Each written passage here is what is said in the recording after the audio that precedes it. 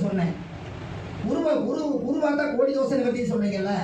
தட்சணாமூர்த்தி கோயில் கிடைக்குதுன்னா புனர்பூசம் விசாகம் பூரட்டாதி நட்சத்திரத்தில் யாராவது பிறந்தாங்கன்னா அவங்களுக்கு வயசு 60க்கு மேலே கல்யாணம் பண்ணிட்டாங்கன்னா அவங்கள சேரில் உட்கார வச்சு அவங்க முன்னாடி எதுக்காக உட்காந்து நீங்கள் பாருங்க, அவர் குரு உங்களுக்கு பார்க்குறாரு, உங்களுக்கு கோடி தோசை பற்றி யாருன்னு சொன்னேன். பசமாடு கிட்ட நந்தி கிட்ட போய் காதல் போய் குசு குசுன்னு சொல்கிறீங்க, சஸ்பென்ஸாக சொல்கிறீங்க. சரி, உங்கள் வீட்டில் மாடு வளர்த்துனா மாட்டோட காது வலது காதல் போய் உங்கள் கஷ்டத்தை சொன்னால் அதுவும் நந்திதே இதுவும் நந்தி டைரெக்டாகவே போய் சொல்ல வேண்டியது உங்களுக்கு.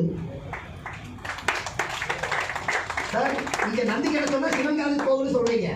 உங்களுக்கு தெரியுமா மாடு தெரியுமா? ஆறானவங்களுக்கு தெரியுமா சார்? சார், ஆறானா தெரியுமா? நம்ம உடம்புலேருந்து ஒரு வெளியே ஒரு சக்தி வருது இல்லை, புத்தர்கள்லாம் இருக்கு இல்லையா? நம்மளுக்கு உடம்புல ஆறா ஒரு அடி இருக்கு. இப்போ சாமி இருக்காரு, இவருக்கு பக்கத்தில் ஒரு அடி அவரோட பவர். ஆனால் பசுமாட்டுக்கு மட்டும் 1 மீட்டர்.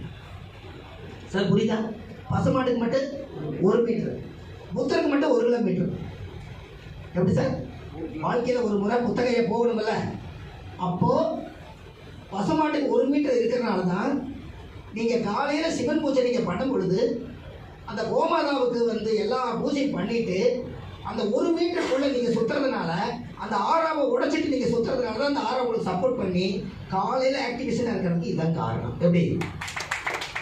அதனால தான் சாணி எடுக்கிறவங்க, பால் கறக்கிறவங்க, மாட்டுக்கட்டையே பாடுறதுனால அவ்வளவு சுறுசுறுப்பு வந்த காரணம் அந்த ஆறா அவருக்கே சொந்தம். எப்படி? இப்போ சொல்லுங்க சார், நீங்கள் பசுமாட்டுக்கு நீங்கள் செய்வீங்களா? பசுமாட்டுக்கு நம்ம எதாவது பண்ணலாம்ல? இதெல்லாம் பார்த்துட்டு இதெல்லாம் நம்ம தெரிஞ்சுக்கணும். அப்போ நம்ம ஜோதிடத்தில் எப்போவுமே இந்த விஷயங்களை நீங்கள் செய்யணும்.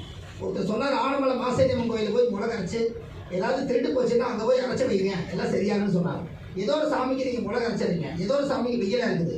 ஆனால் இது எல்லாத்துக்கும் தாண்டி இந்த ஆறாவுடைய செட்டப்பில் என்னன்னு கேட்டால், எந்த சாமிக்காவது வெயிலில் இருக்கிற சாமிக்கு ஒரு இளநீ அபிஷேகம் பண்ணிங்கன்னா உங்களுக்கு சகல கர்மம் வந்து பற்றியாது. எப்படிங்களா?